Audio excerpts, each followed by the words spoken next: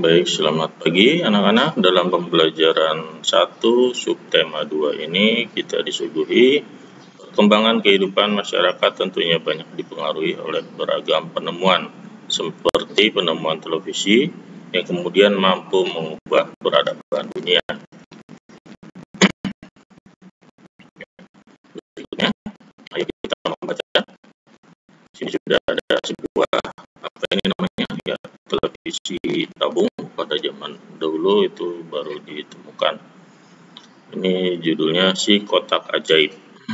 John Logie Baird lahir di Skotlandia 13 Agustus 1888. Ya.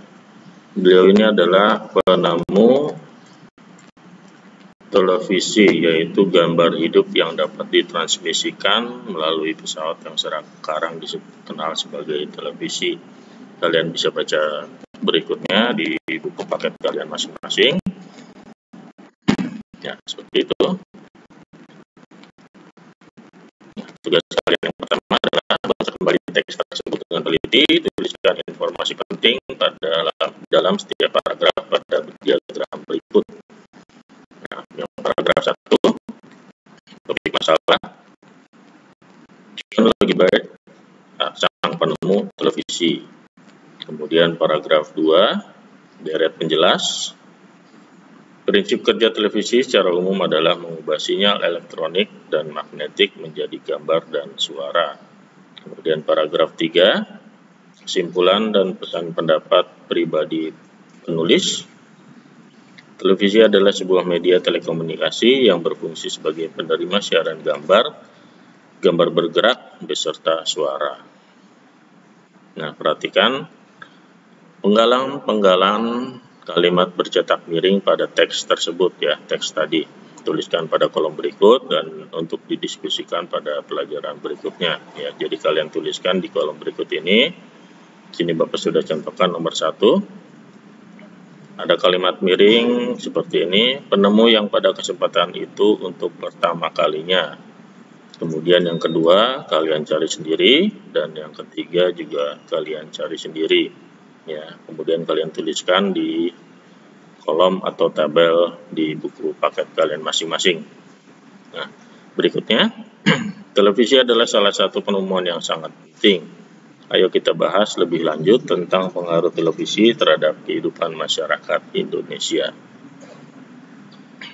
Apa sih pengaruhnya pada masyarakat? Nah, ayo kita berdiskusi. Seiring dengan perkembangan teknologi, saat ini terdapat banyak stasiun televisi yang menayangkan berbagai acara setiap hari, bahkan hampir selama 24 jam penuh. Jenis acara yang ditayangkan sangat beragam, seperti berita, film anak-anak maupun film dewasa, talk show, sinetron, dan acara hiburan lainnya. Nah, bagaimana kalian menyikapi hal tersebut? Ya, mudah-mudahan kalian bisa memilih-milih ya mana tontonan yang baik dan sesuai dengan kalian sebagai anak-anak. Kemudian bagaimana dampak positif dan dampak negatif televisi terhadap kehidupan masyarakat. Nah, di sini sudah ada bagan, itu kalian bisa isi pengaruh televisi terhadap kehidupan masyarakat di lingkunganku. Di sini beragam informasi dari televisi, bisa berupa film, berita, kemudian isi sendiri ya, apalagi misalnya hiburan atau talk show jadi sudah disebutkan, ataupun sinetron. Mungkin dari kalian juga banyak yang menonton sinetron ya, terpengaruh oleh ibunya kalian. Nah, untuk pengaruh positifnya, untuk pendidikan, sebagai sarana informasi khususnya acara berita, ya, itu jelas. Kemudian pengaruhnya yang lain kalian bisa tuliskan sendiri. Kemudian pengaruh negatifnya adalah mengurangi waktu belajar, karena kalau sudah menonton TV itu sudah tidak lupa waktu ya, apalagi filmnya seru.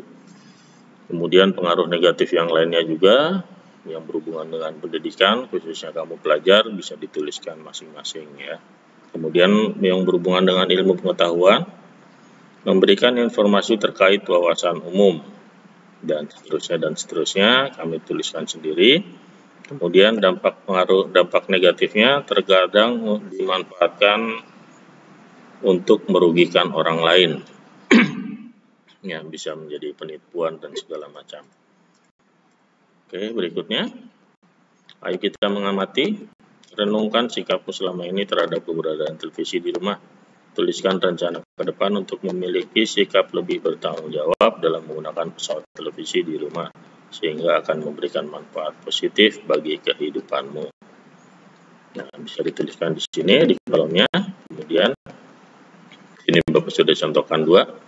Menonton televisi secukupnya saja. Ketika waktu belajar, pastikan televisi sudah dimatikan.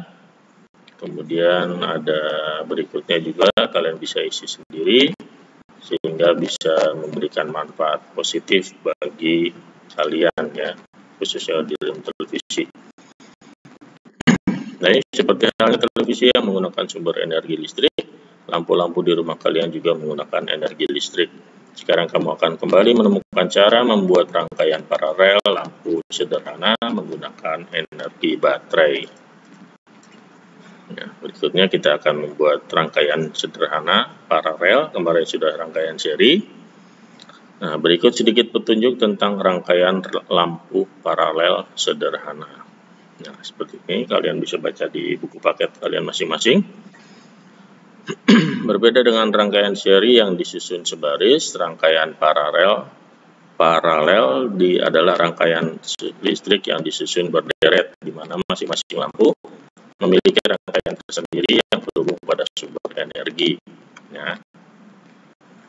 Nah, kalian bisa lihat di sini kabelnya. Kalau tadi cuma satu berhubung dengan 2 lampu, ini satu lampu satu kabel ya, jadi satu rangkaian. Nah, gambaran rancangan lampu paralel sederhana Bapak sudah gambarkan di sini. Contohnya seperti ini.